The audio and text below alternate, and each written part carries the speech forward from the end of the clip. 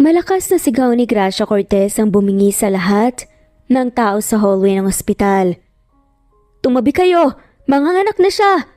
Sigaw din ni George Frisco, nakasalukuyang tumutulong sa pagtutulak ng hospital bed papunta sa delivery room. "Hindi ko na talaga kaya, George! Para na ako mamamatay! Ah!"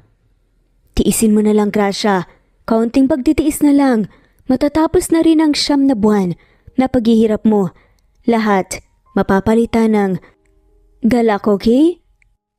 Ipinasok na si Gracia sa delivery room. Nakapwesto na rin ang doktor at iba pang nurse. Handa na ang lahat ngunit natigilan si Gracia nang makita ang doktor na nasa harap niya. "Rowan?" Nangangaling tanong ni Gracia. Ito ang tagpong hindi niya inaasahan sa buong buhay niya. Ang makita ang ex-boyfriend niyang doktor. "Anong ginagawa mo rito?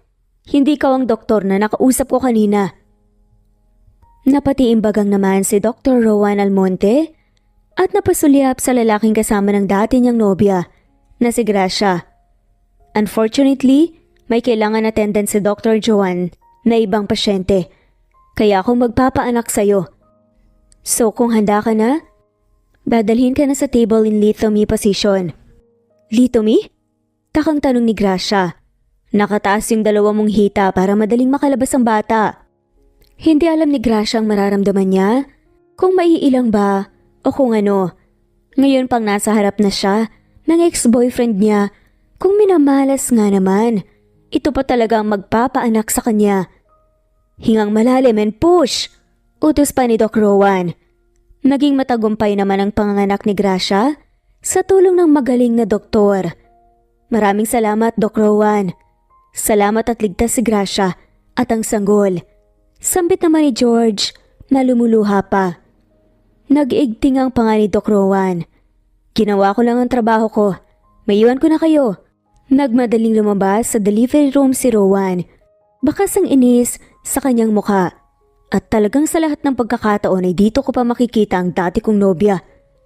Sambit ni Rowan sa kanyang sarili habang tinatanggal ang gloves, lab gown at tangkap. Bakit kailangan ipamukha niya sa akin na masaya na siya? At kasama niya pa talagang lalaking dahilan ng paghihiwalay namin. Ano bang nakita niya sa lalaking yun para sayangin ang 5 taon naming pagsasama? Wala pang 1 taon nang maghiwalay kami. Tapos makikita kong manganganak siya? Ganun ba nila kamahal ang isa't isa? "Ayos lang po ba kayo, Doc Rowan?" Tanong ng isang babaeng nurse na siyang ikinagulat ni Rowan. "Oo, ayos lang ako, Nurse Cassie." Sad naman ni Nurse Cassie. Totoo ba? Parang hindi naman, Dok eh." "Bakit? Kilala niyo po ba yung pasyente kanina?" "Anong ibig mong sabihin?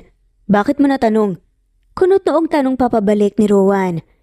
"Naobserbahan ko kasi na parang nanginginig ang mga kamay mo at nakita ko sa mata mo sa unang pagkakataon na parang hindi mo gusto ang ginagawa mo. Madalas kasi nakikita kong masaya ka kapag nakakatulong ka sa kapwa at kapag nakakakita ng sanggol. May problema ba?" "Hindi ko siya kilala, Nurse Cassie. Masyado lang siguro akong pagod kanina." Saad na lamang kunwari ni Rowan. "Sana hindi mo na lang tinanggap ang shifting mula kay Doc Joanne, Doc Rowan." Lumingon si Doc Rowan sa babaeng nurse. "Sana nga eh. Sige, mauna na ako, Nurse Cassie." "Sandali lang, Doc Rowan. Pwede ba akong magsabi na ang pinaka-weird na bagay sa'yo?"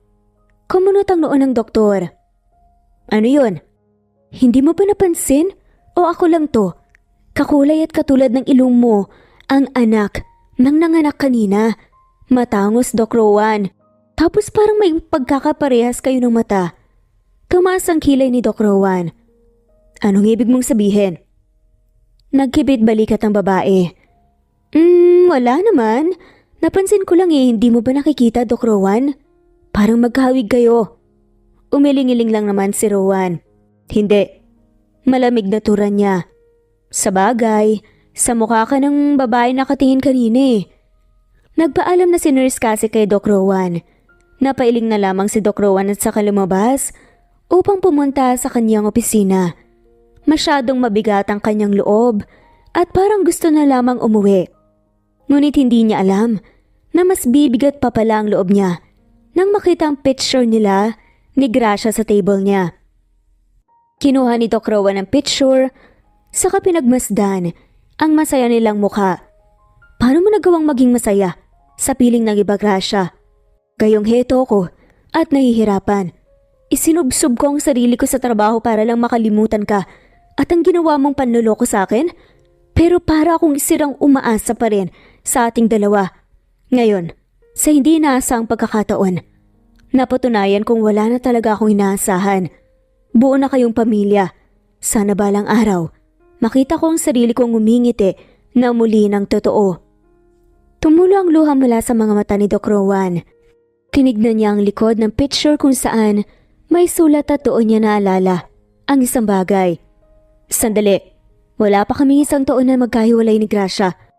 10 buwan pa lang ang nakakaraan, ibig sabihin.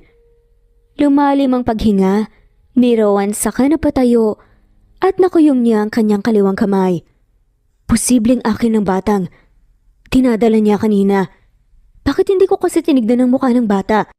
Hindi ko tuloy nakita ang ibig sabihin ni Nurse Cassie kanina.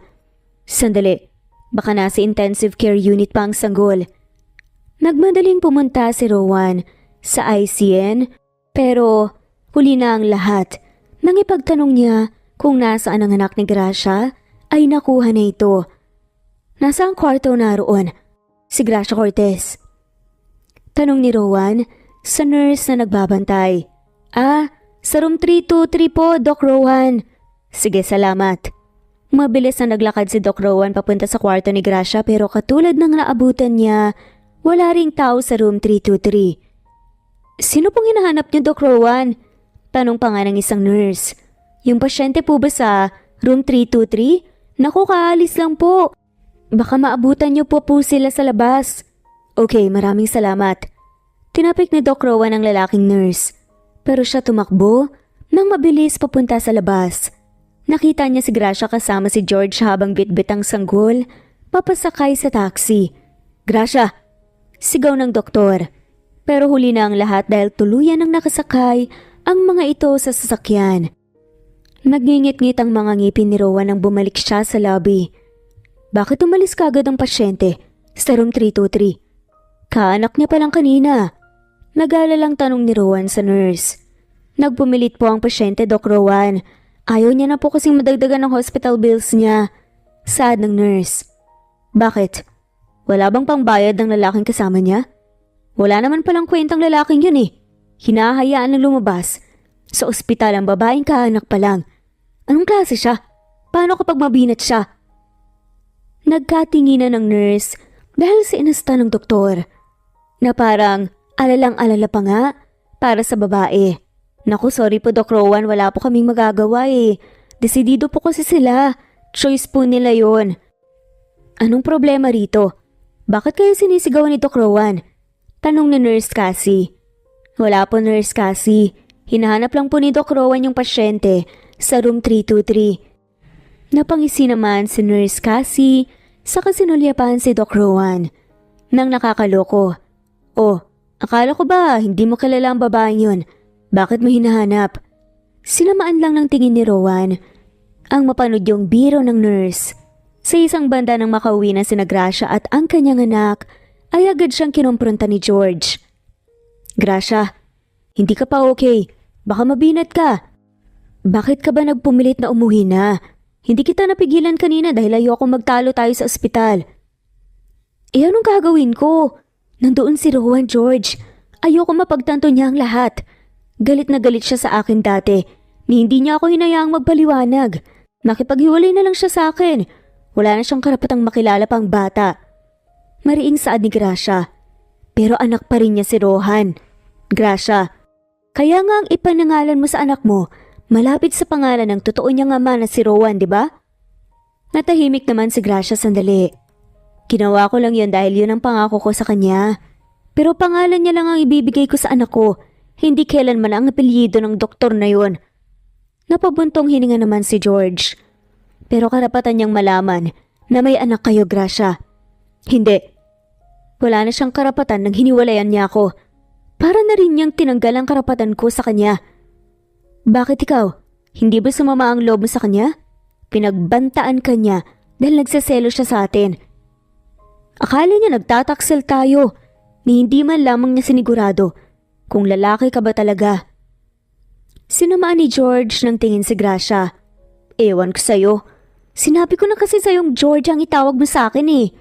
Biglang saad ni George at lumambot na nga ang kanyang boses nang sila na lamang ni Gracia ang nag-uusap. Kahit na no, dati pa akong bading. Hindi ko lang ipinagkakalat dahil ayokong madiscriminate. Anyway, hindi ko alam kung matatawa ba ako malulungkot dahil sa komplikado mong sitwasyon. Tignan mo ang anak mo. Dahil lang naman sa pride mo, lalaki siyang walang kinikilalang ama. Akala mo ba, hindi siya maghahanap at walang epekto yun sa kanya? Saad pa ni George. Bakit? Nandyan ka naman ah. Saad naman ni Gracia. Hala, dinamay mo pa ako. Kasama ba ako nung ginawa niyo yan? Bakit akong tatayong tatay? Hindi naman sa tinatanggihan kita, Gracia.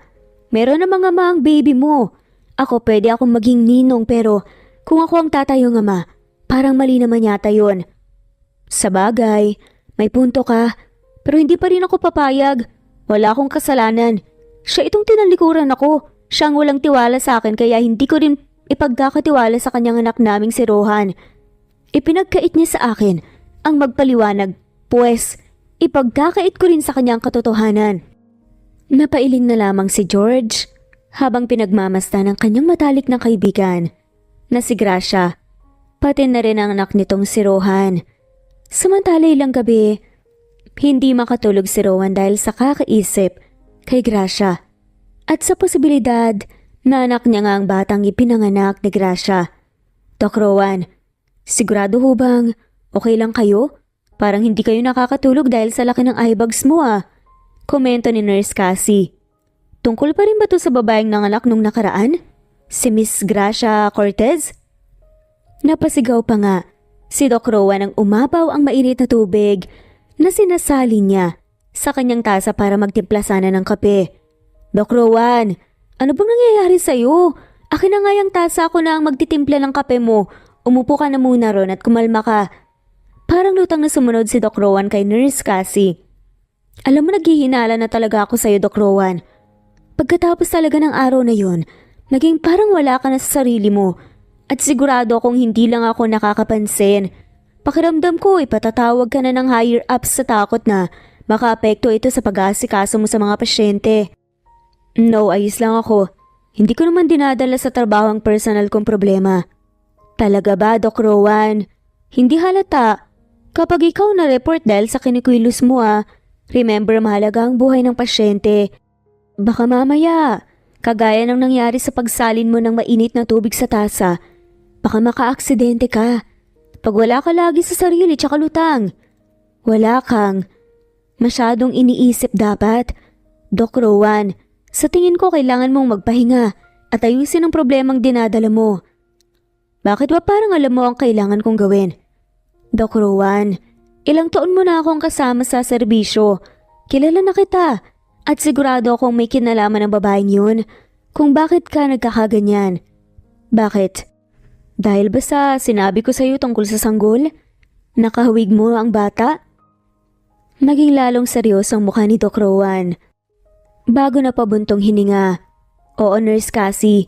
Yun nga ang dahilan kung bakit ako nagkakaganito. Natawa naman si Nurse Cassie. Sinasabi ko na nga ba, nung minsang pinatawag mo ko sa opisina mo, Doc Rowan, nakita ko ang picture niyo sa table mo. Kaya hindi mo maikakaila sa akin. Si Gracia ang dati mong nobya, hindi ba? Oo, tama ka. Pero 10 buwan na ang nakakalipas nang maghiwalay kami. Nakita ko siyang may kasamang iba ng 5th anniversary namin. At sa mismong anniversary kayo naghiwalay? Takang tanong pa nga ni Cassie. Oo, nakipaghiwalay ako dahil masyado ako nasaktan. Pagkukwento pa ni Rowan, umiling lang si Nurse Cassie.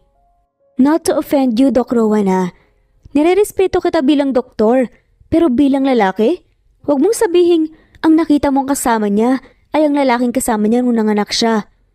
Siya nga. Siya ang ipinalit sa akin ni Gracia. Malakas ang tawa na kumawala sa bibig ni Cassie. Seryoso ka ba? Nakipaghiwalay ka sa nobya mo dahil sa lalaking yon? Sandali, parang hindi pala siya Kumunot ang noo ni Rowan. Ano? Tanong pa nito.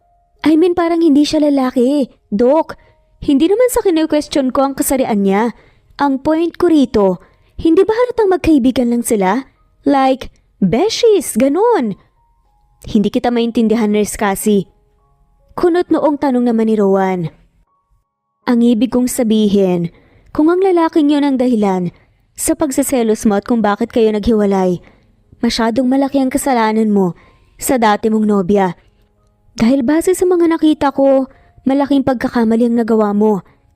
Nanatiling magkasalubong ang mga kilay ni Rowan. Anong ibig mong sabihin? Hindi lalaki. Ang lalaking kasama ni Gracia mo. Gay siya, Dok. Ka-federasyon ko siya. Sad pa nga ni Cassie. Umawang ang bibig ni Rowan sa narinig. Hindi lang dahil sa sinabi ni Nurse Cassie tungkol sa lalaking kasama ni Gracia kundi pati na rin sa inamin nito. Bading ka rin, Nurse Cassie? Yeah, right. Hindi ba halata? Masyadong mang mahina ang radar mo, Doc Rowan. Lalapit ba ako sa'yo kung bet kita? Si Doc Joanne ang bet ko, da. Wow, nasambit na lamang ni Rowan sa pagkamangha. Makawaw ka naman. So ano ng plano mo ngayon? Hindi mo ba siya pupuntahan para malinawan ka sa lahat ng mga gumugulo sa'yo, Doc? Masyado ka namang mahina. Mas lalaki pa yata ako sa'yo. Tumahimik ka nga muna, Nurse Cassie. Pinaprocess ko pa lahat ng information na sinabi mo sa akin. Ang sabihin mo, Doc, mabagal ka lang talaga. What if puntahan mo siya? Paano ko siya pupuntahan? Hindi ko alam kung saan siya nakatira. Simula nang umalis siya sa poder ko. Napasa po naman sa noo si Nurse Cassie. Hindi ko alam kung saan napunta ang utak mo, Doc Rowan. Matalino ka naman. Ikaw sumusobra ka na sa mga salita mo sa akin. Akala mo, hindi ko nahalata? Sad pa nga ni Rowan kay Cassie. Bakit? Totoo naman Kapag ikaw talaga napunta sa sitwasyon ko, hindi rin kita tutulungan, Nurse Cassie. Natawa ang nurse. Hindi ako mapupunta sa kalagayan mo dahil may tiwala ko kay Doc Joanne. Natahimik naman si Doc Rowan. Ngayon pa lang inaaminan niya sa kanyang sarili na nagkamali siya kahit na hindi pa kumpirmado ang lahat. Pasyente mo si Gracia Cortez? May karapatan ka sa confidential files ng mga pasyente.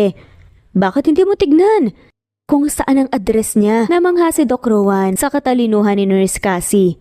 Hindi niya mapigilang mapangiti sabay sabing, tama ka. Bakit hindi ko naisip yan? Salamat, Nurse Cassie. Namangha si Doc Rowan sa katalinuhan ni Nurse Cassie. Hindi niya napigilang mapangiti. Tama ka. Bakit hindi ko naisip yan? Salamat, Nurse Cassie. Tinapik ni Rowan ang balikat ni Nurse Cassie bago lumabas ang kwarto. Sandali lang ay napasa kamay niya ang information ni Gracia Cortez at tuon niya rin nakita ang pangalang binigay ni Gracia sa sanggol na iniluwal niya. Rohan Cortez.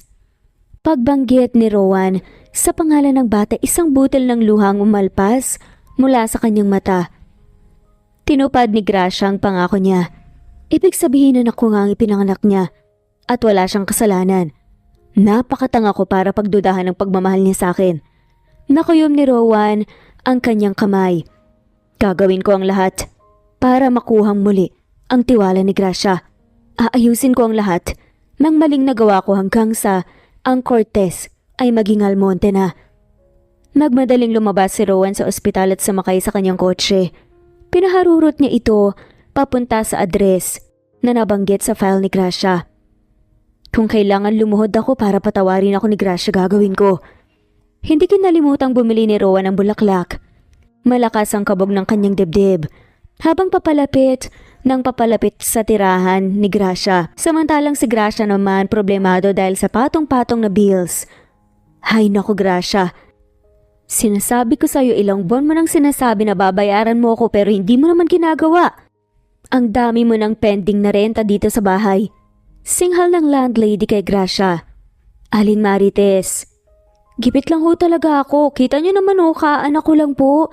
Inuuna ko lang po talaga yung pambili ng gatas ng anak ko. Ngayon ang idadahilan mo sa akin ay dahil sa may anak ka. Bakit?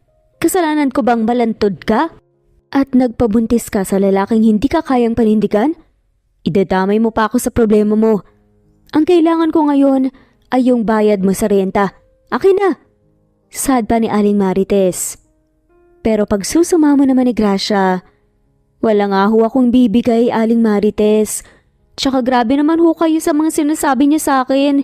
Hindi lang ako nakabayad pero kung husgahan niyo po ako parang alam niyo lang pinagdaanan ko. Hindi ako malandi. Nagmahal lang po ako. At akala ko po mahal din ako ng taong yun kaya binigay ko ang lahat. Wala akong ginawang masama pero ako tong iniwan at pinagbintangan at hiniwalayan. Hindi na napigilan ni Gracia ang maluha. Napahawak na rin siya sa kanyang noo sa sobrang pagkamuhi. Babayaran ko naman po, Aling Marites pero bigyan niyo lang po talaga ako ng panahon. Puro ka drama. Kung wala kang ibabayad sa akin, pues kukunin ko ang gamit mo dito sa bahay. Yung laptop mo, cellphone, akin na. Para mas siguro kung nagbabayad ka sa akin. Ibabalik ko lang ito kapag nakabayad ka na. Mabilis na hinablot ni Aling Marites ang gadgets ni Gracia. At hindi niya yon napigilan sa pagkataranta dahil biglang umiyak ang kanyang anak. Teka lang naman ho, Aling Marites. Hindi na napigilan ni Gracia ang taasan ng boses, ang matanda. Paano ko makakabayad sa inyo?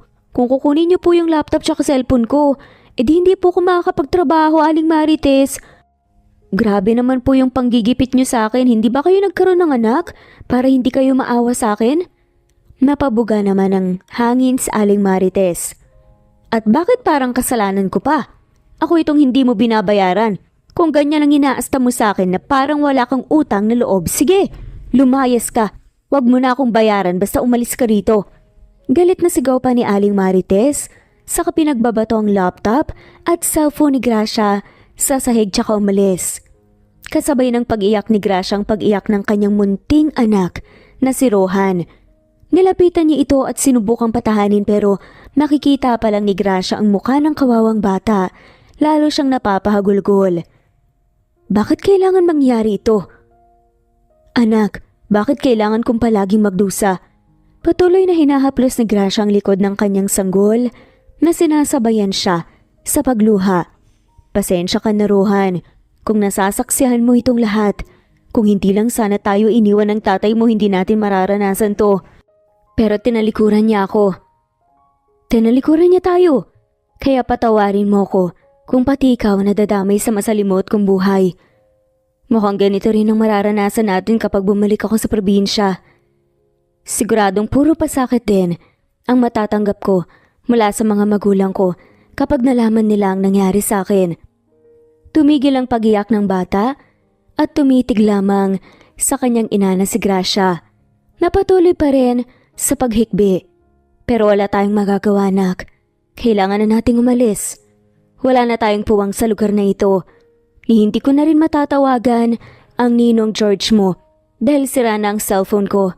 Aalis tayo nang walang paalam. Maiintindihan niya naman siguro. Ayoko na ring maging pabigat pa sa kanya. Ibinaba muna ni Gracia ang kanyang anak. Bago nagsimulang mag-impake, sinubukan niya ring tigilan ng pag-iyak at tatagan ng loob. Puuna ang desisyon niya na alis na siya. Inabot na ng 5:00 ng hapon sa pag-aayos si Gracia at nang matapos ay binuhat niya ng muli ang kanyang anak. Halina, anak ko, magsisimula na tayong muli. Kahit saan tayo dalhin ng tadhana basta magkasama tayo, hayaan mo at gagawin ko ang lahat para sa'yo. Hinalikan ni Gracia ang pisngi at noo ng kanyang anak bago huminga ng malalim at pagmasdan ng bahay. Nahuliin niya nang makikita ng araw na yun. Binuksan niya ang gate at papalabas na siya nang may sumalubong sa kanyang isang lalaki. Hindi lang basta isang lalaki dahil kilalang kilala ito ni Gracia. Rowan? Ano ginagawa mo rito? Gracia. Sandali pang napatitig si Rowan sa dati niyang nobya dahil muli na naman siyang nabihag sa ganda nito. Saan ka pupunta? Bakit ang dami mong dala? Lumabas si Gracia sa gate, buhat-buhat ang mga bagahe. Wala ka na ron. Lalampasan na sana ni Gracia si Rowan nang pigilan siya ng lalaki. Sandali, Gracia. Mag-usap tayo. Bakit ka alis? Nandito na ako. Napabuga si Gracia at napairap bago nilingon si Rowan. Anong ibig mong sabihin narito ka na? At anong mag-usap? May kailangan pa ba tayong pag-usapan? Oo, marami. Nakita ni Gracia ang isang punpon ng rosas na paborito niya na daladala ni Rowan. Lalong nagngit-ngit ang kanyang mga ngipin, kaya sinamaan niya ng tingin ng lalaki. Anong maraming pinagsasasabi mo, Rowan? Wala na tayong dapat pag-usapan pa, kaya maiwan na kita dahil alis na ako. Si Rohan, ano ko siya hindi ba? Diretsahang saad na nga ni Rowan. Natigilan sa paglakad si Gracia sa tanong ng ex niyang doktor. Anak natin siya, Gracia. Tama ko hindi ba? 10 buwan ang nakalipas nang magkahiwalay tayo nung salubungin natin ang anniversary natin. May nangyayari sa atin. At ang naging bunga nun ay si Rohan, hindi ba? Sagutin mo ko. Wow, Rowan. Parang hindi mo ko hiniwalayan din ng araw na yun ah. Kung makapagsalita ka parang hindi mo ako pinaulanan ng masasakit na salita. Bakit? Kung sabihin kong oo, anak mo nga si Rohan, anong gagawin mo? Makikipagbalikan ka? Kukunin mo ang anak mo sa akin? Ganun-ganun na lang yun? Gracia, patawarin mo ako. Nagkamali ako kaya nga ako nandito para humingi ng tawad sa'yo. Ayusin natin ang lahat. Sinubukang hawakan ni Rowan ang kamay ni Gracia pero kinabig lang yun ng babae. Hindi, Rowan. Huwag mo kong tawagin na parang sa'yo pa rin ako. Hindi na ako katulad ng dati. Na sa isang tawag, isang halik, isang lambing makukuha mong muli. Masyado nang maraming nangyaring masama sa akin. Nang hiwalayan mo ko, maraming pagdurusa at hindi ko kayang magpatawad. At tanggaping muli dahil sa tuwing naaalala ko ang ginawa mo, nararamdaman ko lahat ng sakit. Tanalikuran ni Gracia, si Rowan. Pero dahil sa dami ng problemang kanyang dinadala, sa bigat ng kalooban ay muntikan na siyang matumba. Mabuti na lamang at nasaloy siya ni Rowan maging ang bit-bit niyang sanggol. Gracia, ano bang problema? Bakit namumutla ka? Masusing tinignan ni Rowan ang babae. Teka, kumain ka na ba? Nakaramdam ng dagling pagkahilo si Gracia.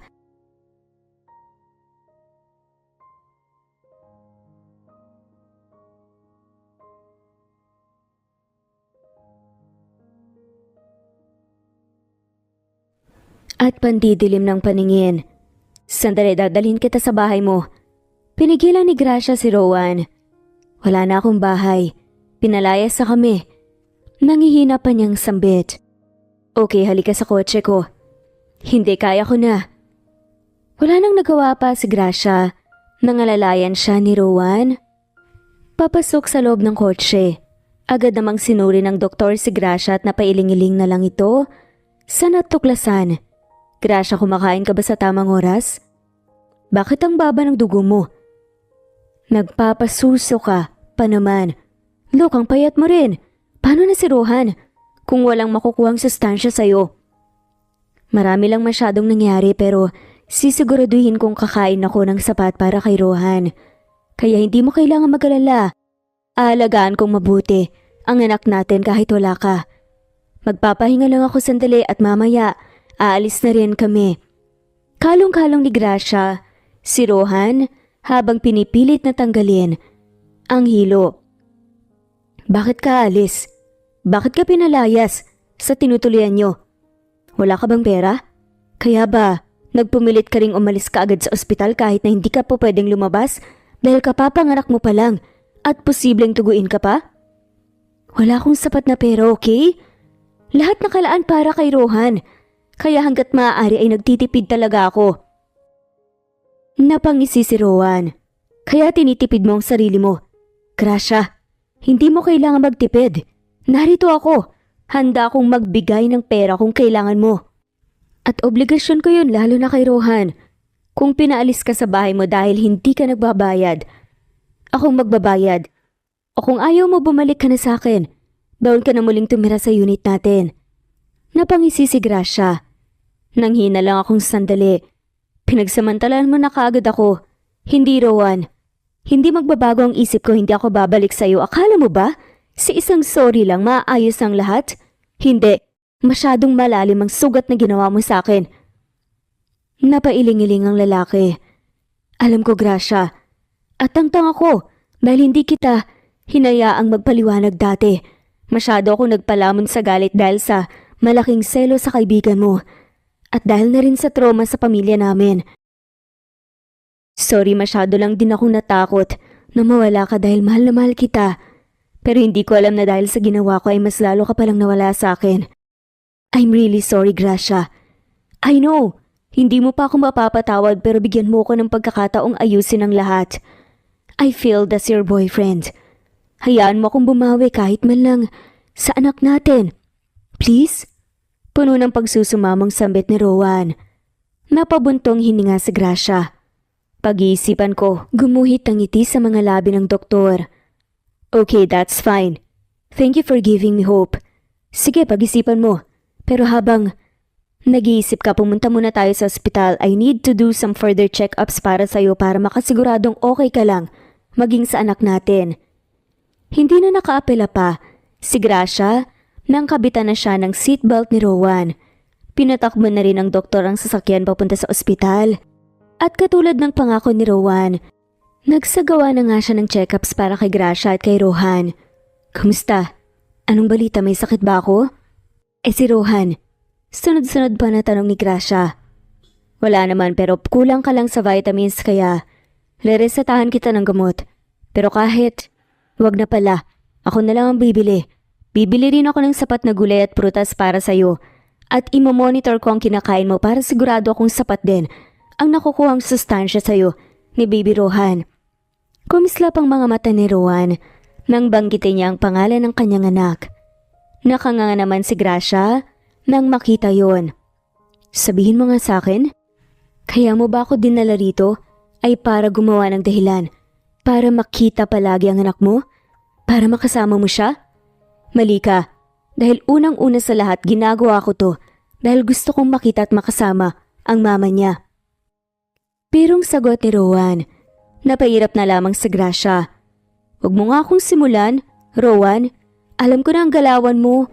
Akala mo ba makukuha mo ko sa pagpapaganyan mong hirit? Style mo bulok. Sus, nakuha nga kita dati. Imposibleng hindi gumana ngayon. Ang the moves ko para sa'yo. Gracia, baby ko. Kinindatan pa ni Rowan si Gracia na naging dahilan ng pag-usok ng ilong nito. Sorry na lang dahil hindi na ako kinikilig sa'yo. Hindi mo na ako muling makukuha pa. Wala ka ng reklamo sa akin. Anak ko na lang ang mahalaga sa akin. At ang palagi kong iniisip, masyado ng okupado, kaya wala ka ng pwesto. Di sinabi mo ring naiisip mo rin ako. Ako ang kamukha ng anak natin. Kaya kung okupado niya ang isip mo, di ako rin ang laman ng utak mo. Napailing na lamang si Gracia. Oo nga, tinala ko. Nang 9 na buwan, siya lang din palang magiging kamukha. Pulong ni Gracia sa kanyang isipan. Let's go? Tanong ni Doc Rowan. Ha? Saan? Nagtatakang tanong naman ni Gracia. Sa Mart, bibili tayo ng mga kailangan mo at ng mga kailangan ni Baby Rohan. Tila ba nasilaw si Gracia sa maaliwalas ng ngiti ng dati niyang nobyo at dahil sa sinabi ng doktor, nakaramdam siya ng kilig. Walastik, kinakain ko na yata ang sinabi ko kanina. Sino bang hindi kikiligin kung bibilhan niya ako ng mga kailangan ko at ng mga kailangan ng anak ko? Pulong ni Gracia sa likod ng kanyang isipan. Kakalungin na sana ni Gracia ang anak niya nang pigilan siya ni Rowan. Hindi natin siya isasama, Gracia. Sumingkit ang mga mata ni Gracia. At bakit? Sino magbabantay sa anak ko? Sa anak natin, Gracia. Mas makabubuti kung sa baby's room muna siya. Masyado mo siyang ine-expose sa labas. Wala pa siyang 1 buwan. At Mart ang mapupuntahan natin. Pwede siyang paarawan tuwing umaga. Pero masyadong delikado sa sanggol na makalanghap kagad ng polusyon. Sensitive din ang mga tenga nila. Kaya hindi natin siya pwedeng dalhin dahil maingay sa Mart. Pinagagalitan mo ba ako? Tanong ni Gracia. Hindi naman sa ganon, more on pinapayuhan. Bilang doktor at bilang ama ng bata. Gusto ko kung mas makabubuti sa kanya. Okay, fine. Pinatawag ni Doc Rowan si Nurse Cassie para papuntahin sa opisina niya. Mabilis naman itong nakarating. Yes, Doc Rowan and? Napanganga si Nurse Cassie nang makitang pamilyar na muka. Napangiti ito nang mapaglarong sinulyapan si Doc Rowan. Gracia Cortez, siyang dati kong nobya at siyang ina ng anak kong si Rohan. Diretsa ang saad niya. I see. Kinikilig naman na sambit ni Nurse Cassie, tsaka lumapit kay Gracia. Ako naman si Nurse Cassie, ikinagagal akong makalala ka. Ako rin. Pinilit ng umiti ni Gracia kahit sa isang banda ay nakakaramdam siya ng kirot sa kanyang puso. Lalo na't nakikita niya ang mga lihim ng ngitian ni Rowan at ni Nurse Cassie. Ikaw na munang bahala sa anak ko. Oo naman, baka kaasa ka. Naalagaan kong mabuti si Baby Rohan. Kinalong na nga ni Nurse Cassie ang nakabigkis na sanggol. Mag-enjoy kayong dalawa sa date nyo. Date? Hindi kami magde-date. Apela pa ni Gracia. Bibili lang kami ng mga gamit ni Baby Rohan. Sabi mo eh. Sige Doc Rowan, una na ako, galingan mo ah. Tila nangasar pa nga na saad ni Cassie. Nagkatinginan naman si Gracia at Doc Rowan. Anong galingan, Rowan? Wala. Huwag mo nang pansinin sa Nurse Cassie. Ganun lang talaga siya. Halika na para hindi tayo gabihin. At bakit naman tayo gagabihin? Balak mo bang bilhin ng buong Mart? Hindi naman pero baka matagalan tayo kasi kasama kita. Naalala mo nun? Ang dami mong parating tinitignan. Tumaas ang kilay ni Gracia. Anong pinapalabas mo? Nakilala kita, Gracia, at hindi ko nalilimutan kung anong ugali mo at sanay na ako sa kasungitan mo, tayo na. Magkasamang pumunta sa malapit na Mart si Gracia at Doc Rowan. Si Rowan ang tumutulak ng cart at si Gracia naman ang tumitingin ng mga gamit. Lihim na napapangiti si Rowan habang pinagmamasta ng dati niyang nobya. Hindi ko alam na darating pala ang araw na makakasama kong muli ang babaeng to. Natutuwa akong hinahayaan niya akong gawin ko ang gusto ko para sa kanya. At para sa anak namin, wika ni Rowan sa kanyang isipan. Anong tingin mo rito? Okay ba to? Ito ang pinaiinom kong gatas kay Rohan kapag walang lumalabas sa akin. Tanong ni Gracia habang tinuturo ang lahat ng powdered milk. Wala na agad lumalabas sa gatas sa dibdib mo? Bakit?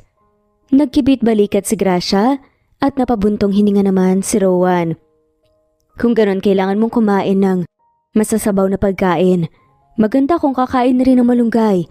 Mas makabubuti sa sanggol na breastfeed kaysa sa powdered milk. Bumili na lang tayo ng pump baka madadaanan. O kung gusto mo, masahihin ko. Pili yung saad pa ni Rowan. Nakatanggap naman ng kurot si Rowan. Anong masahihin ka dyan? Bastos ka. Ha? Anong bastos? Ano bang iniisip mo? Natural lang naman yun ah. Hindi ka ba naniniwala sa isang doktor? Saad naman ang pilyong si Rowan. Umirap naman si Gracia. Ginagamit mo ba ang pagiging doktor mo para samantalahin ang sitwasyon? Hindi ah. Tsaka, kung umarte ka naman Gracia parang hindi ko nakita ang lahat ng sayo. Nakalimutan mo na ba? Ako ang nagpaanak sayo. Nakita kong lahat. Agad na namula si Gracia nang maalala niya ang tagpong yun. Minamasahe ko naman yung dati Gracia, hindi ba? Nagugustuhan mo nga eh. Nakakalokong saad pa nga ni Rowan. Hoy, tigilan mo nga ako Rowan. Hindi tayo matatapos, sige ka. Pabor sa akin para mas matagal tayong magkasama. Ayoko, bilisan na natin para makapiling ko na ulit si Rohan. Pagsusungit pa ni Gracia. Namili na ng mga gamit sila Rowan at Gracia. Pero isang tanong ang biglang naisip ng babae nang maisakay na ang lahat sa likod ng kotse ni Rowan. Maging ang mga prutas at gulay na napamili nila. Teka nga Rowan, bumili tayo ng gamit pero saan ko dadalhin ang mga to? Wala akong bahay. Saad pa ni Gracia. Ngumiti si Rowan. Sa bahay natin. Doon natin dadalhin ang mga yan. Sasaglit tayo sa ospital para sunduin si Baby Rohan at sa unit ko kayo tutuloy. Ha? Wala sa usapan natin yan Rowan ah. Hindi ako titira sa'yo. Hindi kami tutuloy ni Rohan sa bahay mo. Bakit hindi? Sabi mo pinalayas ka. Nag-offer lang ako ng tulong, hindi ba't mas makabubuti kung kapiling niyo rin ako para may makatulong ka sa pag-aalaga kay Rohan? Nilingon ni Rowan si Gracia nang maibaba niya ang pinto ng likod ng kotse. Napagkasunduan na nating pag-iisipan ko lang ang lahat, Rowan. At isa pa, kaya ko naman eh. Kung gusto mo talagang tulungan ako, pahiramin mo na lang ako ng pera, pamuhunan. Bakit kailangan mo pang pahirapan ang sarili mo, Gracia? Kung sa akin kayo tutuloy ng anak natin, wala ka nang poproblemahin pa. Susuportahan ko lahat ng gastusin nyo. Kung gusto mo kahit hanggang sa makabangon ka lang. Kung ayaw mo akong pahiramin ng pera, pahiramin mo na lang ako sandali ng phone mo para matawagan ko si George. Saad ni Gracia. Si George? Yung lalaking kasama mo sa ospital na mga anak ka? Masungit na saad ni Rowan. Oo, siya nga. Sa kanya na lang ako manghihiram ng pera para makakuha ko ng pansamantalang bahay para sa amin ni Rohan. Bakit mo pa siya lalapitan? Kung nandito naman ako lumalapit sa'yo. Ako na nga to, diba? Bakit aabalahin mo pa yung tao? Nandito naman akong ama mismo ni Rohan. Bakas ang inis sa mukha ni Rowan. Labis ang pagkakakunot ng noo ng doktor. Naiintindihan ko naman na hindi mo pa ako kayang mapatawad. At hindi ko rin mapapatawad ang sarili ko dahil nakikita kitang mas pinipiling mahirapan. Pero pwede bang kahit ngayon lang piliin mo namang guminhawa sandali? Nang wala kang ibang iniisip, gusto kitang tulungan. Gusto kong pagani ng bigat na dala mo kaysa mag-alala ka sa mga bayarin. At kumayod kahit na hindi pa pwede dahil kapapanganak mo pa lang. Sa akin ka muna pansamantala. Hindi naman ibig sabihin na tumuloy ka sa akin ay patatawarin mo na ako. I know it will take time. Kaya please Gracia, sa unit ko na kayo ni Baby Rohan. Matagal na nakatitig si Gracia sa mukha ng kanyang dating nobyo. Katangahan na isipin man lamang na babalik siya sa lugar kung saan siya nasaktang lubos. Pero wala siyang magagawa kung hindi ang tiisin lahat para sa anak niya. Pumasok na lamang si Gracia sa kotse at sumunod si Rowan sa kanya bago pinaandar ang sasakyan papunta sa ospital. Hindi umiimik si Gracia hanggang sa makarating sila sa unit ni Rowan kasama ang baby niya. Ang bigat sa loob na narito na naman ako sa bahay niya. Bumabalik sa alaala ko ang lahat. Wika ni Gracia sa likod ng kanyang isipan. Wala akong magawa dahil wala rin naman ako ngayon. Walang phone, walang laptop, walang pagpipilian kundi ang dumepende kay Rowan. Kung hindi lang sana nangyari ang nangyari noon, wala ko sa sitwasyon na kailangan kong piliting maging okay kahit hindi naman. Mahiga ka muna sa kama, Gracia. Magpahinga ka muna. Gigisingin na lang kita kapag nakaluto na ako ng pagkain natin. Aayusin ko na rin ang kabilang kwarto dahil alam kong hindi mo gustong makatabi ako. Saad pa ni Rowan habang binubuhat ang mga gamit na pinamili nila ni Gracia. Hindi, tutulungan na kita, Rowan. Gracia, makinig ka sa akin. Muntikan ka nang mahimatay kanina. Ako nang bahala rito, sige na matulog ka na muna. Wala nang nagawa pa si Gracia, kundi ang sumunod pumasok siya sa dati nilang kwarto ni Rowan at hindi niya inaasang alpas ang luha mula sa mata niya. Walang pinagbago katulad pa rin ito nang iniwan ko. Maging amoy, ganun pa din. Inihiga ni Gracia si Rohan sa kama. Tinabihan niya ito hanggang sa hindi niya namalayang nakatulog na rin siya. Gracia, luto ng pagkain. Pagtawag ni Rowan ngunit nahinaan niya ang boses niya nang makitang tulog na ang mag-ina sa kanyang kama. Mapait na ngiti ang gumuhit sa mga labi ni Rowan nang umupo siya sa kama at lapitan ang mga to. Kung alam mo lang, gaano kalaking pagsisisi ang nararamdaman ko sa loob ko, Gracia. Gustong gusto kitang hawakan, haplusin at halikan. Gusto kitang lambingin hanggang sa mapatawad mo ko. Gusto kong makita kayong mag-ina sa piling ko. Pero dahil sa nagawa ko noon napipigilan kong gawin lahat ng gusto kong gawin para sa'yo. Kung hinayaan lang sana kitang magpaliwanag. Mali, kung hindi selos ang pinairal ko, hindi mangyayaring mawala ka sa akin. Kasalanan ko ang lahat. Kasalanan ko kung bakit ka nahihirapan. And I'm really sorry for what I did. Patawarin mo ko. Pasensya ka na sa lahat ng katangahan ko. Mainit na luha ang tumulo sa pisngi ni Rowan. Mabilis niya itong pinunasan bago ginising ang dati niyang nobya. Gracia, gising ka na. Kakain na tayo. Mabilis namang nagising si Gracia at walang salitang sumunod sa lalaki. Kumain ka ng marami, Gracia. Tsaka ito, gumawa ako ng soup para makatulong sa pagbe-breastfeed mo kay Baby Rohan. Uwi ka ng doktor habang pinagsasandukan si Gracia. Salamat. Sad lang naman ni Gracia. Oo nga pala. Huwag kang mag-alala dahil pwede naman akong hindi umuwi rito kung hindi ka komportable sa akin. Pwede akong matulog sa sleeping quarters sa ospital. Tawagan mo na lang ako kung sakaling kailangan mo ko. Ito ang cellphone ko. Nakasave dyan ang numero ng telepono ko sa opisina. Pwede mo akong tawagan kahit anong oras. Pero paano ka? Wala kang gagamitin. Sad ni Gracia. Wala naman akong ka-text kaya ayos lang. Tugon ni Rowan na para bang binibigyan ng assurance si Gracia na wala itong kasalukuyang nobya. Kahit na, may mga personal matters ka. Malay mo bigla kang tawagan ng pamilya mo, hindi mo agad makasagot, di ba? Malaking abala pa ang maidudulot ko sa'yo. Umiling lang naman si Rowan. Pero ayos lang sa'yo na abalahin mo ang ibang tao? Napatigil sa pagkain si Gracia. Rowan, kaibigan ko lang si George. Hanggang ngayon ba nagsaselos pa rin ikaw sa kanya? Hindi pa ba sapat ang mga masasakit na salita na natanggap namin mula sa'yo noon? Wala naman kaming ginagawang masama, Rowan. Tinutulungan niya lang ako. Pero ang tulong ko hindi mo tinatanggap? Tanong pa ni Rowan. Napatayo si Gracia. Rowan, ibang usapan yan. Malamang hindi ko tatanggapin ang tulong mo dahil galit ako sa'yo. Alam mo naman kung bakit hindi ba? Bakit ba ang laki ng selos mo sa kanya? Sa'yo ko nga binigay ang lahat. Ang puso ko, ang katawan ko, lahat. Pero dahil lang sa nakita mo kaming... Ewan ko kung anong nakita mo. Nagselos ka na kaagad? Minasama mo pa. Kaibigan ko siya, Rowan, kaibigan. Ang nakita kasi ni Rowan ay ang anggulo na parang magkahalikan ng dalawa. Pero ang totoo, may kinuha lang pala si George na pilik mata sa mata ng babae. Kaibigan? Sigurado ka bang yan ang turing niya sa'yo? Napatayo na rin si Rowan. Oo, sigurado ako dahil bakla siya, okay?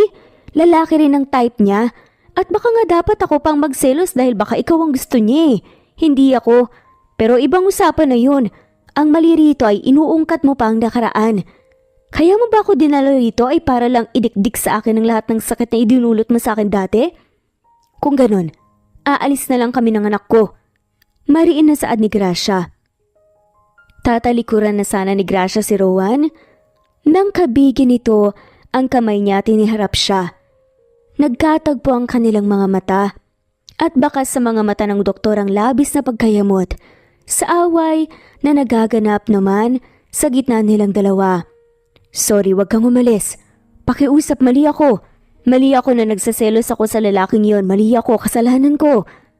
Pagpapakumbaba ni Rowan, hindi naasahan ni Gracia na makikita niyang luluha sa harap niya ang lalaki. Sorry kung hindi ko mapigilan ang sarili kong piliting ayusin ang lahat. Tama ka. Kailangan mo ngang pag-isipang mabuti ang lahat, Gracia.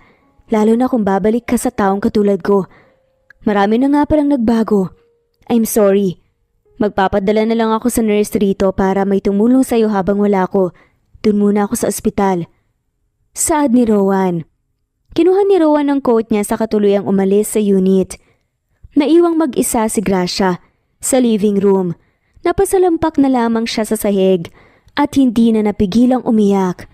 Malakas at naririnig yon ni Rowan na kasalukuyang nasa likod ng pinto ng unit niya. Lumipas ang mga araw hanggang sa naging linggo at buwan. Hindi umuwi sa unit niya si Rowan. Samantalang si Gracia ay may kasamang babaeng nurse na nagbabantay sa kalagayan nilang mag-ina. Ma'am, ayos lang po ba kayo? Kanina pa po kayo nakadungaw sa bintana. Saad ni Annalyn. Oo Nurse Annalyn. May iniisip lang ako tsaka ilang beses ko bang sasabihin wag mo akong tawaging ma'am. Hindi naman ako nagpapasahod sa iyo eh. Napangiti si Annalyn. Pero malapit po kayo kay Doc Rowan. Kung hindi ko po kayo tatawagin ma'am, parang hindi ko na rin po tinawag na doktor si Doc Rowan. Nagkibit balikat na lamang si Gracia. Isa sa mga tinitingalang doktor si Doc Rowan sa ospital. Bukod sa gwapo siya, matalino siya at magaling. Marami nga pong nagkakagusto kay Doc Rowan eh. Pero sabi nila taken na raw po daw si Doc Rowan kaya walang naglalakas ang loob na lumapit sa kanya. May isang pagkakataon pa nga noon dati na nalaman naming naghiwalay sila ng nobya niya. Kaya may isang matapang na babaeng doktor na humarap kay Doc Rowan. Napagalaman pa namin na anak yun ng isa sa mga board members. Kaso wala eh. Hindi tinanggap ni Doc Rowan. Siguro, mahal na mahal ni Doc Rowan ang girlfriend niya kaya kahit na wala sila, hindi na siya naghanap pa ng iba. Umiling si Gracia. Hindi ko alam, Nurse Annalyn. Ang alam ko lang kapag mahal mo, hindi mo pag-iisipan ng masama at pagtitiwalaan mo.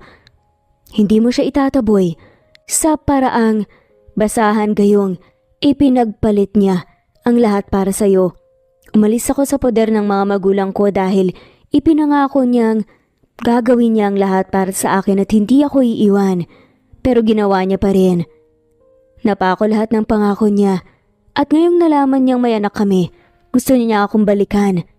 At ako naman si tanga dahil wala akong kakayahan para akong tangang tumitira sa bahay na minsang itinakwil ako. Sinulya pa ni Gracia ang mukha ni Annalyn na ngayon hindi makapaniwala.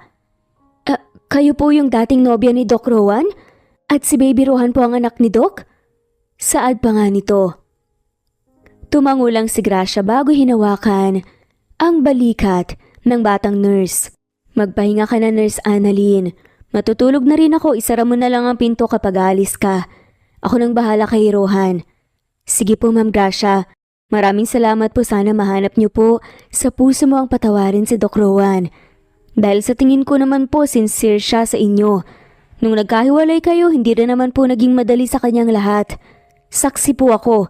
Kami, sa nangyayari sa kanya noon. Alam ko po mahirap pero sana dumating po yung balang araw na maging masaya ka. Kayo po ni Baby Rohan. Sana sa piling ni Doc pero kung hindi naman, kahit maghilom na lang po yung mga sugat niyo. Tuluyan na ring nagpaalam si Annalyn kay Gracia. Bumalik na si Gracia sa kwarto at doon hinaplos ang pisngi ni Rohan. Na mahimbing na natutulog, hinalikan niya ito bago tumihaya para tignan ang kisame. Rowan, nasaktan ka rin ba nung saktan mo ko? Unti-unting ipinikit ni Gracia ang kanyang mga mata at tuluyang nakatulog pero nagising siya kalagitnaan ng gabi nang magsimulang umiyak ang anak niya. Bakit umiiyak ang baby ko na yan, ha? Gutom ka na ba? Nagising ka ba dahil sa likod ko? Tahan na, baby. Kinalong ni Gracia si Baby Rohan ang takmang ibe-breastfeed niya ito nang mahipo niya ang noon nito at leeg. Mainit ka! Nilalagnat ka ba?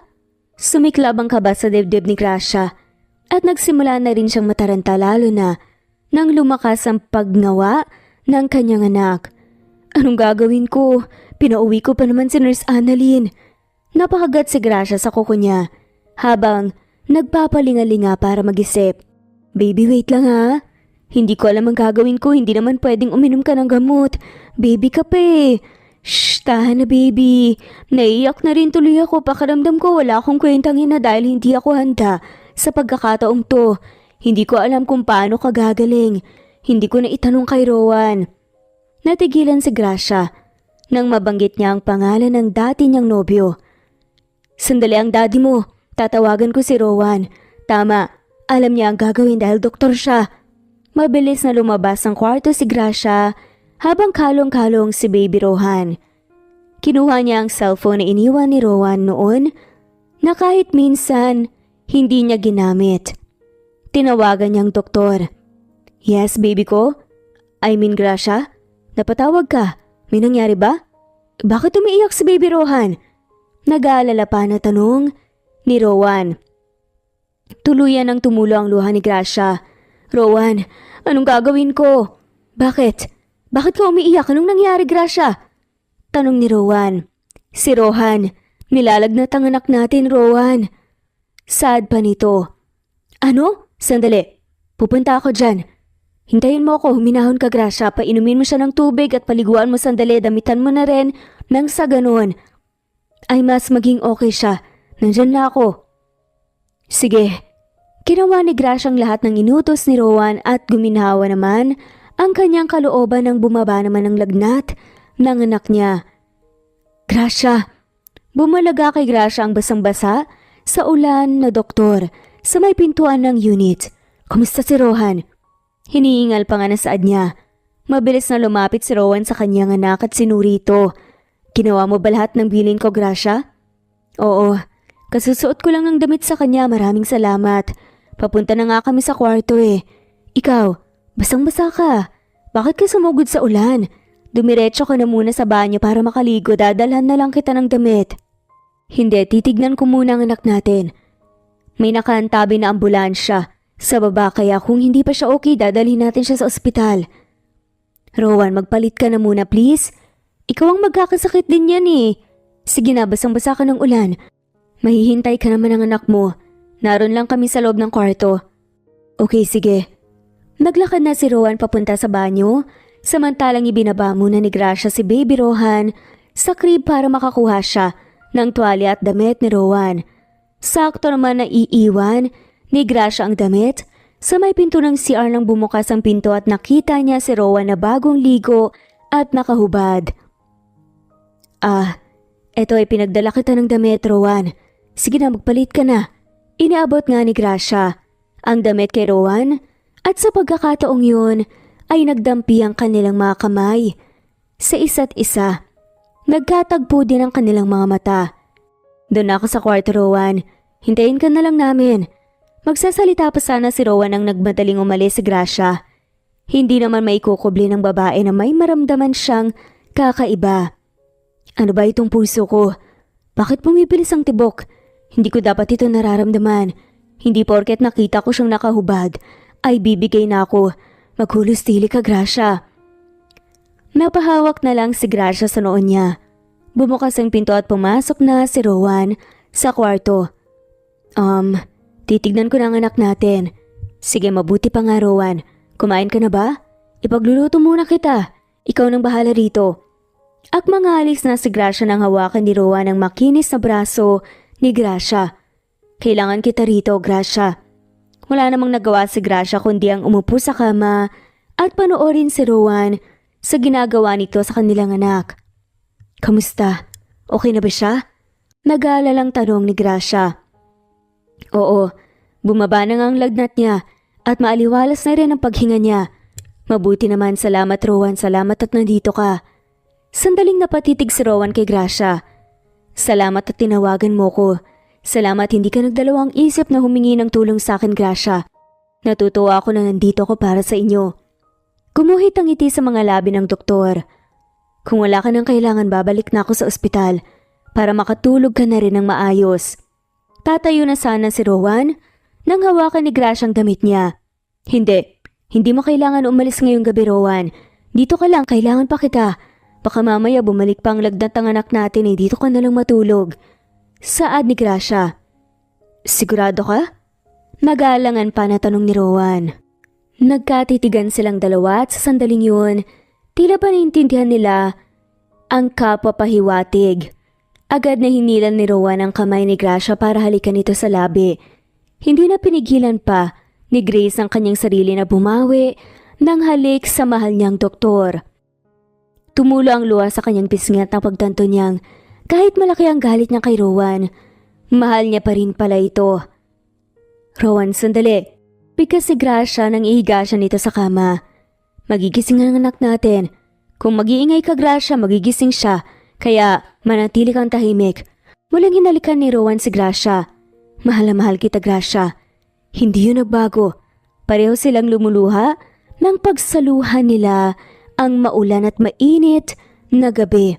At doon nila binuhos ang matagal na nilang nararamdaman at pananabik sa isa't isa. Kinabukasan nagising si Gracia sa gitna ng bisig ni Rowan.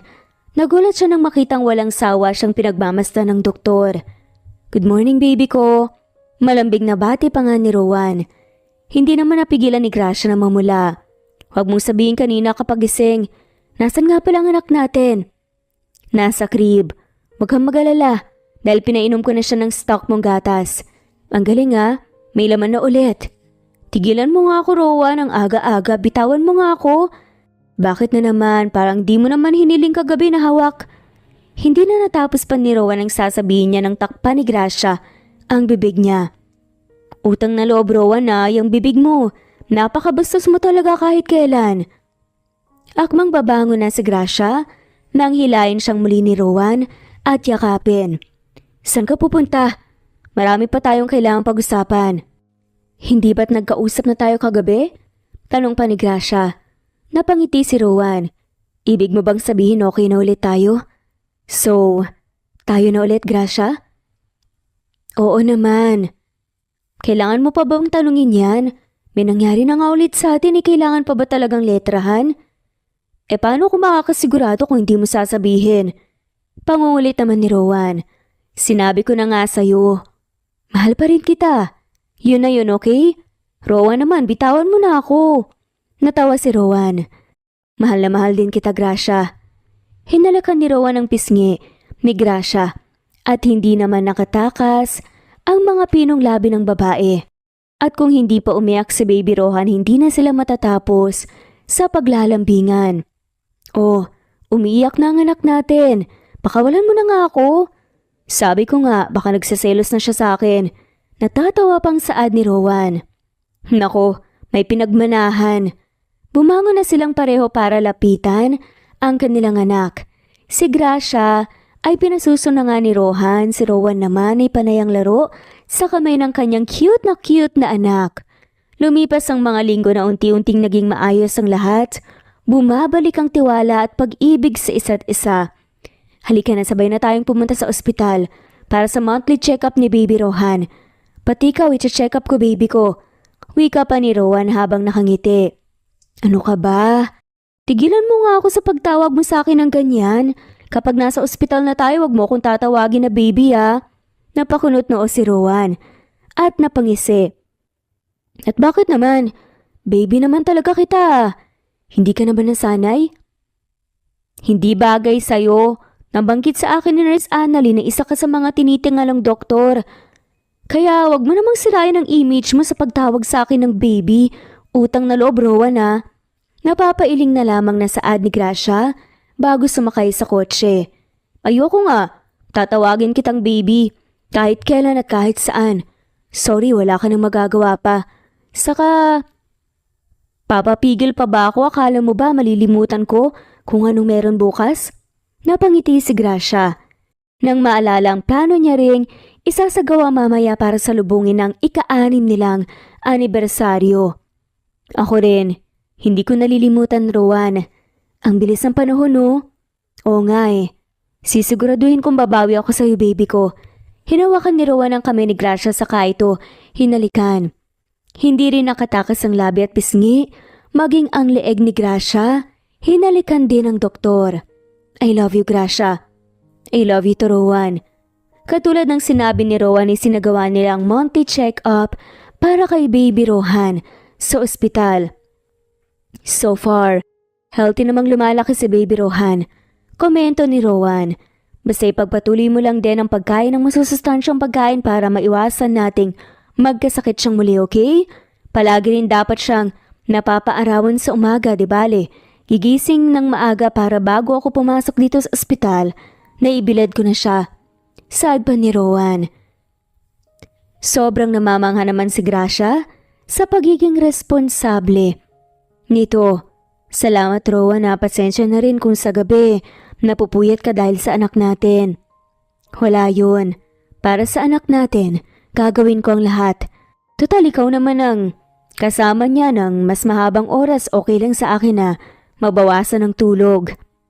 Hindi pwede. Baka ikaw naman ang magkasakit niyan. Kailangan ka pa ng mga gagamutin mo. Bukod sa kailangan ka namin, may mga taong umaasa sa kakayahan mo bilang isang doktor. May mga pasyente ka ring pinaglalaanan mo ng oras at lakas. Hanggat maaari dapat kompleto ang tulog mo. Saad ni Gracia. Huwag mo kong alalahanin. Hindi ko naman napapabayaan ang responsibilidad ko bilang isang doktor. Naputol naman ang pag-uusap ni Gracia at Rowan nang pumasok si Nurse Cassie. Doc Rowan! Seryoso ang tono ng nurse nang tawagin niya ang doktor. Gusto kang makausap ng chairman at ng board. Bakit daw? Takang tanong ni Rowan. Tungkol sa performance mo. Bakit anong problema? May problema ba? Nagkibit balikat na lamang si Nurse Cassie. Sige, pupunta na ako. Baby ko, dito muna kayo ni Rohan ha. Babalik ako.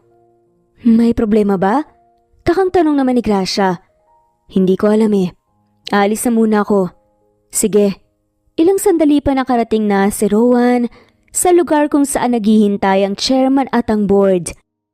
Pinatatawag ni raw po ako, chairman.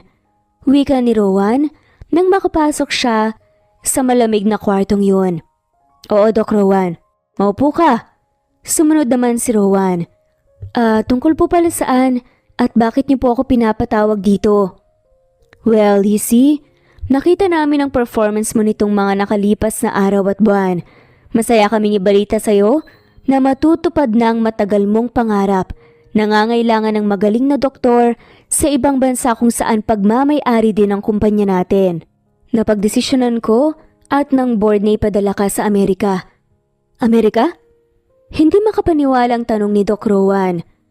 Oo, Doc Rowan. Alam naman namin na kagustuhan mong magtrabaho sa mas malalaking hospital para mas maraming matutulungang pasyente. Ngayon, ito na ang pagkakataong matupad ang pangarap mo. 2 weeks from now, inaasahan ka na ng ospital na lumipad papunta sa Amerika. Ihanda mo na ang sarili mo. Hindi magawang maging masaya ni Rowan nang makalabas siya ng kwartong yun. Sigurado siyang pangarap niya ang makatulong sa marami lalo na ang makapunta sa Amerika. Itong naging goal niya nang maghiwalay sila ni Gracia noon. Pero hindi niya inaasang matutupad kaagad ito, ngunit sa maling pagkakataon pa. Oh, bakit parang hindi may pinta ang mukha mo? May nangyari ba? Tanong ni Gracia. Nang bumalik na nga ito. Nang makitang nakabagsak din ang mga balikat ng doktor. Wala naman. Okay na ba kayo ni Rohan? Umuwi na tayo. Sigurado ka? Uuwi kang kasama namin? Wala ka bang duty? Umiling si Rowan. Meron pero mas gusto kong makasama kayo lalo ka na Gracia. Unti-unting lumapit si Rowan bago niyakap ng mahigpit ang kanyang nobya. Ayokong mawalay sa'yo, Gracia. Madamdaming saad pa nga nito. Ha? Bakit ka naman mawawalay sa akin? Hindi naman kami alis ng anak mo sa'yo. Hindi ka namin iiwan, Rowan. Nandito lang ako. Ngayon pa ba na nagkaayos na tayo at malapit nang matupad ang pangarap natin na mabuo ang pamilya natin? Hinaplos ni Gracia ang malapad na likod ng doktor at tinapik-tapik ito. Hindi ako aalis, Rowan. Tumulo ang luha sa pisngi ni Rowan dahil naaalala niya ang balitang natanggap niya mula sa chairman kanina. Ang tungkol sa pangarap niyang pag-alis sa bansa. Umuwi na tayo sa bahay, Gracia. Let's spend together as a family. Sige, kung gusto mong umuwi na tayo. Ang totoo alam ni Gracia ang tungkol sa pag-alis ni Rowan. Narinig niya yon kay Nurse Cassie. Hinihintay niya lamang na banggitin sa kanya ni Rowan ang tungkol dito. Panay ang sulyap ni Gracia kay Rowan habang tahimik itong nagmamaneho.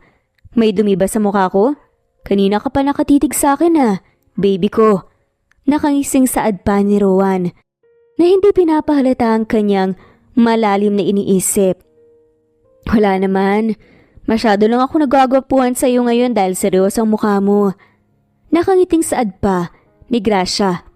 Totoo ba? Akala ko mas gwapo ko kapag nakangiti Tanong ng doktor habang tumitingin sa rear view mirror. Mas gwapo ka kapag totoong masaya, Rowan. Napangiti naman ang lalaki. Gumagwapo ako kapag kasama ka. Dahil sa'yo ako totoong masaya, baby ko. Mahigpit na hinawakan ni Rowan ang kamay ni Gracia, saka ito hinalikan.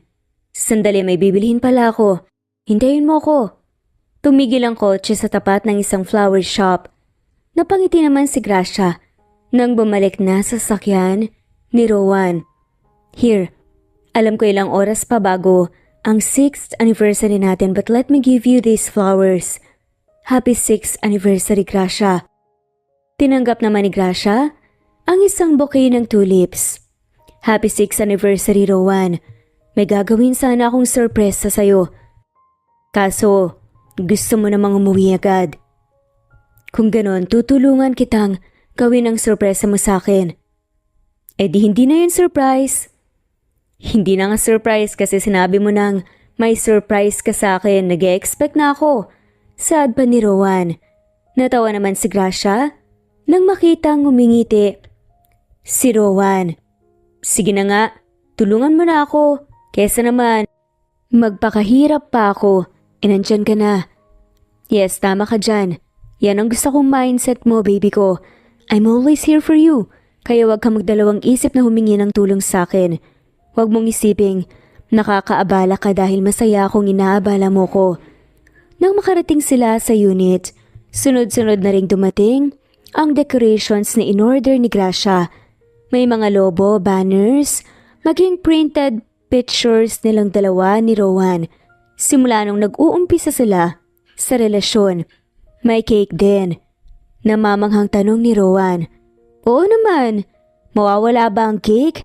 Ayan na malapit nang matapos itong niluluto kong roasted salmon with potatoes and asparagus. Sayang, nag-breastfeed ako, bawal ang wine. Yes, bawal, magwawala si Baby Rohan. Biro naman ni Rowan. Anong oras na? 11:45. Great, halika na sa table. Dala ni Gracia ang 2 pinggan ng pagkain nila nang nakaset up din ang table nila sa may balcony. May mga kandila at rose petals na napaka-romantic. Hinila ni Rowan ang upuan para kay Gracia bago siya naupo. Thank you for this, baby ko. I appreciate your effort. Sad pa nito. Our effort. Tinulungan mo ko, hindi ba? Saad naman ni Gracia. Yes, pero sa'yo itong idea. At katulad ng dati palagi mo akong sinusurpresa. Maraming salamat, Gracia. Happy 6th anniversary sa atin. Hindi ko ine-expect na tatanggapin mo akong muli sa kabila ng mga nagawa ko sa'yo dati. Wala eh. Masyado kitang mahal kaya bumigay na rin ako. At isa pa, kailangan ka ng anak natin. Ayokong ipagkait sa kanya ang karapatang magkaroon ng ama. Napangiti si Rowan. Salamat at napatawad mo ko, Gracia. Salamat din at naghintay ka. Kumain na nga tayo. Happy 6th anniversary, babe. Nagsimula na silang kumain at hindi naman nawala ang kanilang mga pag-uusap. Hanggang sa kalagitnaan ay pinatugtog ni Rowan ang theme song nilang dalawa. Pwede ba kitang maisayaw, baby ko? Malanding tanong ni Rowan. Napaka-jologs mo talaga. Hindi ko talaga mapigilang matawa kapag tinatawag mo akong ganyan. Hindi na yata ako nasasanay. Ipinatong ni Gracia ang kamay niya sa naghihintay na kamay ni Rowan. Magkasama nilang sinabayan ang saliw ng musika. Sandaling katahimikan ang namagitan sa kanilang dalawa. Hanggang sa pareho silang nagsalita. May sasabihin ako sa iyo, Rowan. Gracia, may sasabihin ako sa iyo. Sabay nga nilang sabi. Nagkatagpo ang mga mata nila at napatigil sa pagsayaw. Ano yun? Tanong naman ni Gracia. Ikaw na muna. Ano yung sasabihin mo? Tanong naman pabalik ni Rowan. Napalunok si Gracia bago tumikim. Ang totoo, Rowan. Alam ko ang dahilan kung bakit malungkot ka nitong umaga. Narinig ko kay Nurse Cassie ang lahat. Ang pagpunta mo sa Amerika. Gracia, tungkol dyan. Hindi alam ni Rowan ang sasabihin. Pinutol ni Gracia ang sasabihin ni Rowan at nagsalitang muli. Hindi mo kailangang itago sa akin, Rowan. Hindi naman ako magagalit sa iyo eh. Ang totoo, susuportahan pa nga kita. Maghihintay ako kung yun ang kinakailangan. Sandali ka lang naman sa Amerika, hindi ba? Mahihintay ka namin ng anak mo. Huwag mong pigilan ang sarili mong gawin ang gusto mo at pangarap mo dahil lang may anak ka na. Gawin mo pangarap mo. At ako bilang babaeng nagmamahal sa'yo, hindi ko ahadlangan ang daan mo para makamit mo Ang gusto mo. Nandito lang ako para sa iyo, Rowan. Kami ng anak mo. Mahal na mahal kita. Bumuhos ang luha mula sa mga mata ni Gracia. Sa adaman ni Rowan, Gracia, mahal na mahal din kita. Sa totoo lang, handa akong talikuran ng lahat para sa iyo at para sa anak natin. Kaya kong hindi pumunta sa Amerika dahil mas gusto kong makasama kayo. Ngayong bumalik na kayo sa akin, hindi ko sasayangin ang panahon at ang pagkakataong binigay mo sa akin para patunayan ang sarili ko, Gracia. Kayo ng dalawa ni Rowan ang pangarap ko. Wala na sa isip ko ang Amerika. No, Rowan. Sayang ang chance mo para makapunta sa Amerika. Binuhos mo ang dugot pawis mo para doon. Hindi palaging may ganyan kagandang opportunity. Kaya natin to, kahit magkahiwalay tayo. Hindi ko kaya ang LDR, Gracia. Puno ng pagsusumamong wika naman ni Rowan. Hindi ko kayang malayo ka sa akin. Dahil ngayon pa lang, na 1 pulgada lang ang pagitan nating dalawa, namimiss na kita. Paano pa ang Milya? Sad nga nito. Napakagat ng labi si Gracia. Hindi niya alam kung matatawa ba siya o matatouch sa sinabi ng kanyang nobyo pero payak ang pagkabigla niya nang lumuhod ang doktor sa harap niya. Rowan, anong ginagawa mo? Bakit ka lumuluhod? Hindi mo kailangan magmakaawa sa akin, sige. Kung anong gusto mo, yun na lang ang gawin natin. Tumunghay ang lalaki at kasabay nun, pinakita nito ang kahon ng singsing. Gracia, nakikiusap ako sa'yo. Kung hindi tayo magkasundo sa bagay nito, sige, pupunta akong Amerika. Pero dapat kasama ka. Kayo ni Rowan. Gusto ko kapag nasaan ako, nandoon ka rin. Kung nasan ka, nandun din ako. Gagawin ko ang gusto mo. Basta pakasalan mo ko. Gracia, payag ka bang pakasalan ako? Halos mawala ng hininga si Gracia sa kanyang nasasaksihan, pero isa lang ang sagot niya. Oo, Rowan, pumapayag ako. Nakangiting tumayo si Rowan para isuot ang singsing sa daliri ni Gracia. Maging siya ay napaluhan na rin, pero napawi yun nang mainit siyang hinalikan ng kanyang fiancé. Mahal na mahal kita, Rowan. Hindi ko inaasahang ito ang magiging solusyon mo. Hinaplos ni Rowan ang magkabilang pisngi ng mahal niya. I was supposed to do this last year, kaya gano'n na lang ang galit ko. Pasensya ka na sa akin, mahal na mahal lang din talaga kita, kaya gano'n ako nasaktan dati. Umiiling si Gracia habang nakangiti. Wala na akong pakialam sa nangyari noon. Ang mahalaga ay ngayon. Maraming salamat dahil bumawi ka. Napakasaya ko. Napakasaya ko rin, Gracia. Thank you for making me the happiest man in this world. Pangako ko sa iyong halagahan kita. Kayo ng anak at magiging mga anak natin. Lumipas ang 2 linggo at lumipad na nga sa Amerika si Rowan. Kasama si Gracia at ang kanilang uniko iho. Hindi naman nagtagal, ay doon na rin sila nagpakasal sa ibang bansa. Masayang-masayang mag-asawang Rowan at Gracia kasama ang kanilang mga anak at napagdesisyonan na rin nilang manirahan sa Amerika. Hindi maganda ang magdesisyon habang galit ka. Mas makabubuti kung magpapakalma ka muna para makapag-isip ng maayos. At hindi ka rin makapagsalita ng mga masasakit na salita. Nang sa ganun, maipakita mo ang tiwala mo sa taong totoong minamahal mo at totoong nagmamahal sa'yo. Hindi lahat ng tinatanggap nagpapatawad ka agad. Kailangang dumaan ito sa pagsubok ng panahon upang mapatunayang karapat-dapat ka talagang patawarin. Pero ang mahalaga, pag nagkamali tayo, ay dapat aminin natin sa ating sarili at dapat matuto tayo. At magtiwala na hindi na natin gagawin muli ang pagkakamaling yun. At dito na nga po nagtatapos ng kwentong pagmamahalan ni Gracia at Rowan.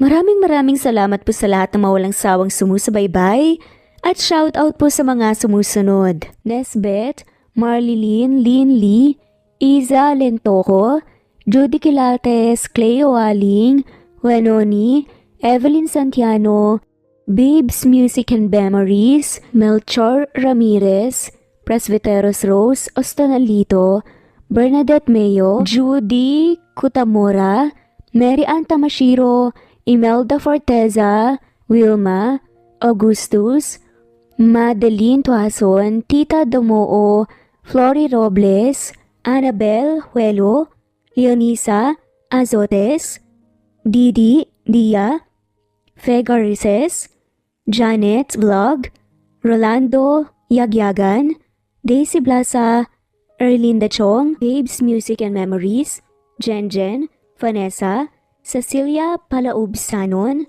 Allen Lagana, Merlin, Harem Ruhi, Jules, Eunice Comprasyon, Nuraini Aini, Ning, Augustus, Cleo Waling, Dahlia Lelsen, Judy, Jemima, Linley, Presbyteros Rose, Ana Vencer, Nesbet Hanaban, Miras Channel, Harem, Ann Mariano, Presenta Menoza, Rosemary Paraganas, Imelda Kunan, Ona, Jeyo, Chu, Lina Almazan, Carmelita Mendoza, Elizabeth Gila, Vida Dichosa, Juliet Kaday, Lolar Hemi, Ana Bueta, Annalie Flor, Leonisa Zotes, Romana Gorospe, Wenoni, Nelani Juan, Rosemary de la Cruz, Rosemary Palaganas, Imelda Forteza, Wenoni Anya Lucas, Ostonalito, Jerry Ramos, Judy Quilates, Imelda Forteza, Judy Quilates, Mirna Josue, Lynn Lee, Lina Castillo, Emily, Wendy Bird, Mirna Josue, Madeline Escoro, Rosemary de la Cruz, Emily, Didi, Jane Magallanes, Eileen, Mark Anthony Seriales, Evangeline Charlene Naton, Ana Vencer, Rosemary Corpus, Sunshine Sotalbo, Nelani Juan, Harem Ruhi, Kira Trisha Ortaleza, Andrea Taga, Carmelita Mendoza, Fe Novares, Lynn Lee, Jomar Ria Bueno, Jeoka Ditek, Teresita Tagian, Wawateng of Sarangani Province, Mindanao, Eileen Lomano Glagana, Merlilyn, Shirley Peralta, Miras Channel, Harem Ruhi, Anita Hernando,